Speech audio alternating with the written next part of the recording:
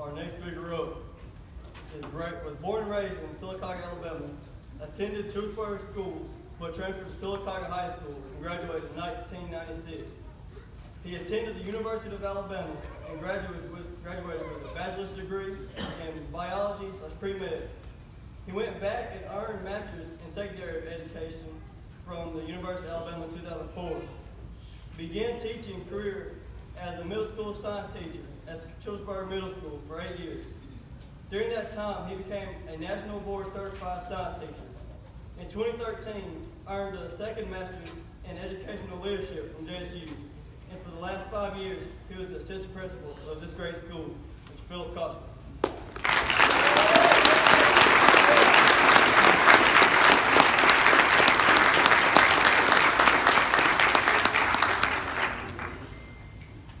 The podiums are always too short. I don't know why there's sunglasses up here. Can you hear me, or do I need a microphone? Okay. Good afternoon. I'd like to thank the parents and the students for allowing me to speak to these wonderful students one last time. You know, I tried to speak to you on last Friday, and it was difficult, and I broke down, and a kid stuck his head out the window that afternoon and said, "Mr. Cosper, I heard you cry on stage." I said, "I did. It was hard, because our journey has been hard, but it's been wonderful, and I appreciate it. It's been 5 years since I stood in front of you as your very nervous assistant principal. And I began my opening speech to you that first day of school by answering your first 3 questions. So I'm going to answer them again. 6'10", yes, and hot. I can give you the questions later. Students, I want you to look at how far that you've come. I've asked you to make Homer shine, and you did just that. You did everything that Mr. Warlick and I and your teachers and staff asked you to do. And hopefully, as your assistant principal, I've guided you through some of your growing pains that you had. And I've guided you through some of the mistakes that you had along the way. And I smiled at you as you walked through the hall. And I gave you a high 5 or high 4.5, whatever you choose. And I smiled at you as I knew that you would continue on and become leaders in our community. So when I was asked graciously to speak to you one last time, I decided to go back to my roots as a science teacher and kind of let you in on a few principles that I've learned along the way and through my days to kind of get you ahead in life for the days to come. I'd also like to tell you of an amazing friend that I've had by my side through this whole journey that's helped my life become a lot better. And it's helped me through my darkest times. So as a science teacher, I often told stories, and I used props. So for my first prop.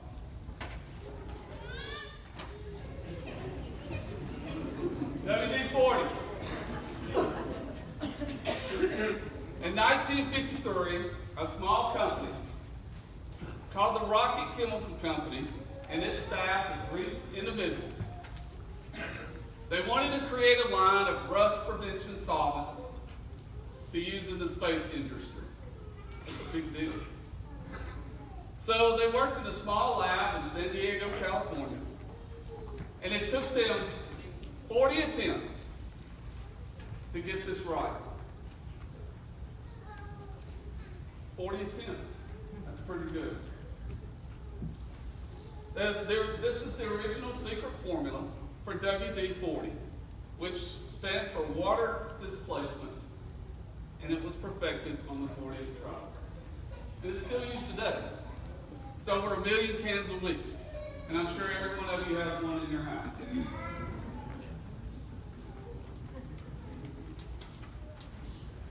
Now, I just tell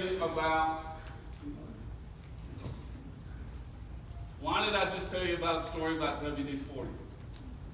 Because these three individuals, they had a problem. They had a mission. They had a huge deal to work on. And they didn't stop when they couldn't get it right. They didn't stop at WD-10. They didn't stop at WD-20. It's WD-40. They did not stop. They also used a process that all scientists use, and you should use this when you go through life. It's something that I use every day, and it's called the scientific method. Remember learning about the scientific method? Sure, Miss McGrady, Miss McCartney talked to you about it. I'm like, oh my God, I've got to use that again. But it's a good principle. When I was a science teacher, I taught it using 6 steps. Go over the steps. First, state the problem or question. Make observations. Number 3, form a hypothesis. 4, do the experiment. 5, analyze your data. And 6, draw conclusions and report the results. Now you're thinking, how is this a baccalaureate speech? Well, you're about to start on a huge experiment called life. You're going to make decisions and you're going to make mistakes, but do not quit. Okay? Don't stop at life number 1. Keep going. You're probably also wondering how is this science lesson related to my friend? Well, my friend, my Savior, and my guide to solving these problems every day is the Lord Jesus Christ himself. Because without him, all your decisions could be about as smart as building your house on shifting sand. This book, the Word of God, is filled with stories of individuals working through the steps of the scientific method. And along the way, we use God's healing hand and forgiving heart to turn them into disciples, apostles, and people that change the world. Make sure you have this as you go through life. So let me walk you through each step. Step 1, state the problem. Well, that's easy.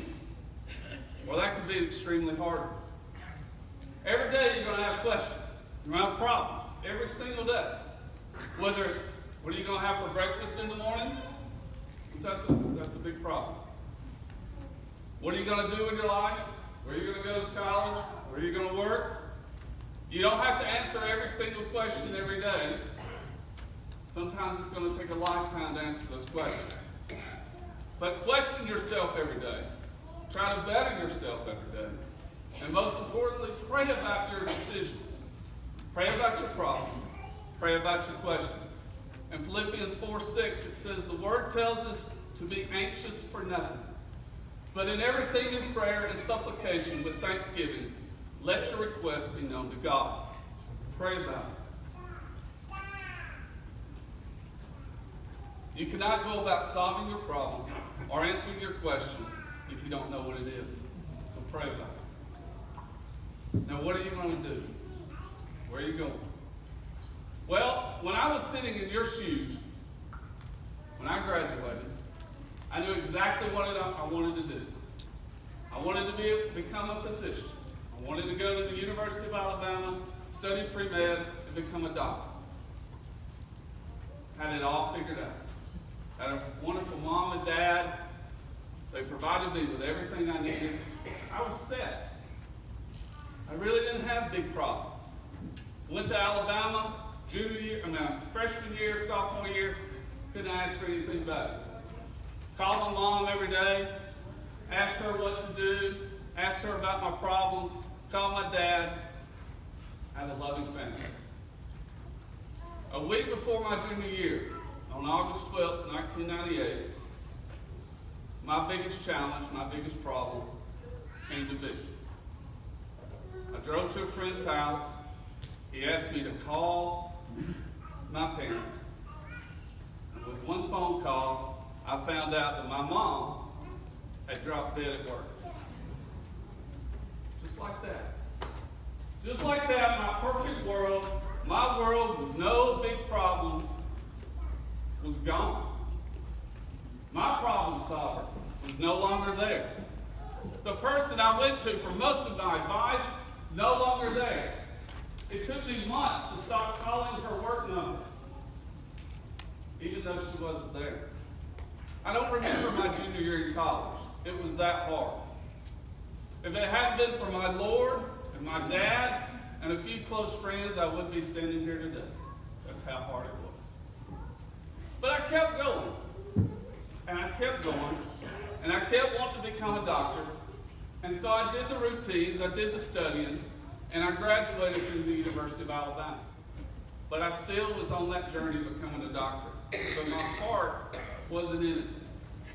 I felt the tug of my Lord saying, you need to do something different. You need to use your struggles to reach a younger audience. And I will tell you kids, you need to do what makes you happy. Not what your parents want you to do in life, not what your grandparents have done, not what people are telling you to do, but ultimately what makes you happy. That's got to pay the bills. Okay? You can't sit on the couch playing Xbox. But you got to do what makes you happy. I was scared to death. I was so scared because I wanted to change my path. I was scared to tell my dad. I went to him and I said, Dad, I got something I need to talk to you about. And surprise, surprise, he looked at me and said, Son, I already know. You don't want to do this, and that's fine. Do what makes you happy. Still got bills to pay, but do what makes you happy. So I went back, got my master's in education, and I never looked back. And I wouldn't be here today, and I wouldn't be the person I am today if my mom was still here. That's harsh to say. But my mom gave me my start, and I used her life and her work and her love to give back to y'all. Okay? State the problem. Sometimes it's easy, sometimes it's hard. Second, make observations. Wear sunscreen. Now that comes from a song that came out the year I graduated. Don't worry, Miss Stanford, I'm not going to sing. I'll go back to that song in a little bit. Students, observe your parents. Observe your grandparents. Observe your elders. Observe your teachers. You know those people that you can't stand right now? I promise you, in 6 months, you'll be begging to be back there. I promise you. Your parents, your teachers, your elders, they've done this experiment a lot longer than you have. A lot longer. The word tells us in Matthew 28:20, tell them to observe all things whatsoever I have commanded to you. And lo, I am with you always, even until the end of the world. Proverbs 3:5 says, trust in the Lord with all your heart and do not lean on your own understanding. Don't think you've got to do it by yourself. He is there. Your family is there. I promise you that. You know, I observe my dad every single day. And Dad, thank you for being here.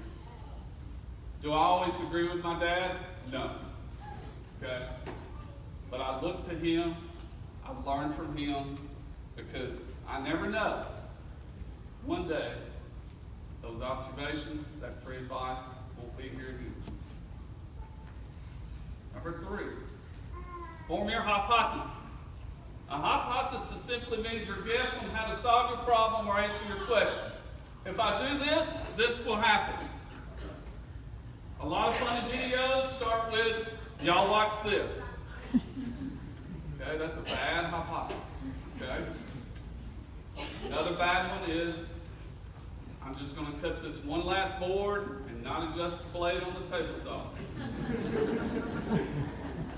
Yeah,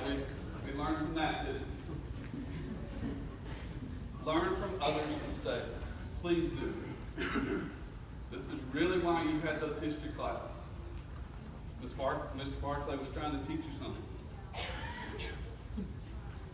If you don't think it can happen to you, think again. It will. Matthew 7:7 says, "Ask and it will be given to you. Seek and you will find. Knock and it will be open to you." Go to God with your yes or your problem and then pray about it. I can't say that enough. Number 4, do the experiment. Well, that's the fun part or the hard part. Saving for whatever you like him, you don't like him, you can agree that he's successful. He states success equals consistency in performance. Success equals consistency in performance. You got to practice it. You got to do it over and over and over. Take this for example. Learning how to walk. Do you remember that? Some of you may have some scars from it. Just think, walking was hard. First you had to learn how to sit up, then you had to crawl, then you had to stand up, and you took one step, and then another. And now you're pretty good at it, right? Life is a process. Some of your experiments will blow up in your face. Some you will learn to do better by watching YouTube. But mostly when you do your experiment, always trust your gut. And remember, always trust what your parents would do and your Savior would do. If it's important to you, you'll find a way to do it right. If not, you'll make an excuse. There's one passage, students, that got me out of bed every morning. And without this passage, especially that junior year in college, I don't think I could have been here today. Philippians 4:13. I can do all things through Christ who strengthens me. There's many days at Comer that I said that before I walked the hall. Because there was a lot of tough days. But guys, our God can't do it for you. You have to take that first step. You have to make that effort. Steve Harvey would say, you have to jump. You cannot let life pass you by.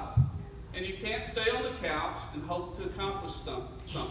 You've got to dance, just like your song said. You got to jump and you got to take that first step. Each of you in this room, you have a gift. Maybe it's not playing ball. Maybe it's not playing an instrument. Maybe you excel at Xbox. But you have something that God has given you inside of you that you can use to change the world. I guarantee you that. You've got to leave this place. You've got to jump. You've got to trust that the Lord will be there, and He will. When I taught my kids at Childersburg, and when I taught you, I often drew a circle on the board. And I said that represented the community in which you live in. Silicotta, Childersburg, what have you. But there was a line that went through it. And that line represented 280. 280 will take you somewhere. You can come back. You can change the community. Trust me, I know. But go out and do something. Better yourself. Experience life. You can soar. You can accomplish anything. But you've got to do something first. That's your experiment. 5, analyze your data. Practice not until you get it right, but practice until you never get it wrong. You need to reflect on each study. You need to pray about each study. A lot of times when the kids got home from Comer, I would sit in my office and I would reflect. I reflect on the conversations I had with y'all and the decisions I made. Did I do everything right? Absolutely not. But I tried to better myself every single day. Students, when other people tell you that you can't do something, do not listen to them. If it's in your heart to do it, go do it. Go jump. I was told when I was in school to be a teacher that I would never become a good teacher. I was told that. I was told that I would put any class to sleep within 15 minutes. When I became a teacher, I was told by an individual, Philip, you will never become a high school administrator. You just won't do it. You're not good enough. I hope I proved them wrong. Students, reflecting on each day, how you could have done it better. Work harder. Don't just look at on this day timeline on your Facebook. Please, please, please think before you act. Think twice before you speak. And please, please, please think 3 times before you post on Facebook. Go about each day and analyze your data. Make sure your data is true before you allow it to influence the next steps in your life. The word says, James 1:8, a double-minded man is unstable in all of his ways. You have to know the truth before you can make your decision. Make sure that you get accurate data. Make sure that you learn from your parents' data. Remember, there will become a time when that data is no longer there. There will be a time where your data will not support your plan, and it's okay to change your plans. But don't do the same experiment over and over, expecting different results. Remember, once is a mistake, twice is a choice. Lastly, number 6. Draw a conclusion and report the results. Students, on Thursday, you'll have a conclusion. Your results will be a piece of paper stating that you have completed the requirements and knowledge set forth in the standards set by the state of Alabama. That's your ticket to move to your next experiment. But I have something uneasy to tell you. That piece of paper, that was the easy part. Parents, do you agree? That's the easy part. Hard part is the life that happens starting Friday. But that's what makes life so special. It's a huge experiment. Remember, some of these experiments, they're concluded way too short. Watch your data. Watch your experiment. Watch your decisions. Pray about it. Now, I'm not up here to talk about your salvation. I'm not a gloom and doom guy. But I will tell you that the Word provides us with our ultimate conclusion. In John 3:16 it says, for God so loved the world that he gave his only begotten Son, that whoever believeth in him shall not perish, but have everlasting life. Students, if you're not where you need to be, if your salvation is not strong, it's never too late to change. As my mother would say, it's better to have it and not need it, and need it and not have it. So Ms. Stanford, I'm not going to sing this, but I'm reminded of a song myself. It goes back to that wear sunscreen. And I want to provide you a few lyrics to end my speech. It says, maybe you'll marry, maybe you won't. Maybe you'll have children, maybe you won't. Maybe you'll divorce at 40. Maybe you'll dance the funky chicken at your 75th wedding anniversary. Whatever you do, don't congratulate yourself too much or berate yourself either. Your choices are half chance, but so are everybody else's. But you have a chance. You know, these guys did. They didn't stop, did they? They got it right on the 40th try. What about these guys?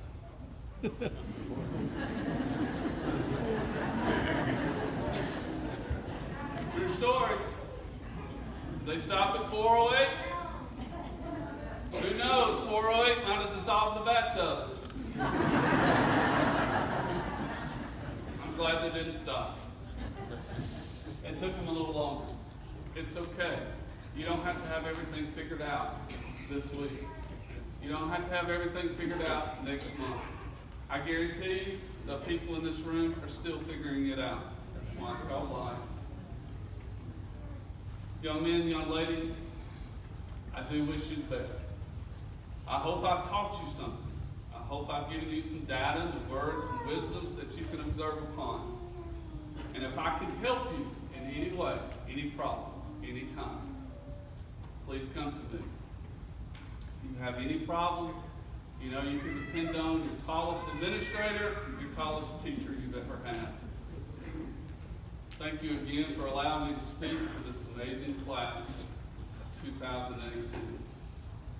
And students, I will end just like I've ended every announcement. You can say it with me if you'd like. You ready? Make it a great day or night. Choice is yours. Thank you. God bless.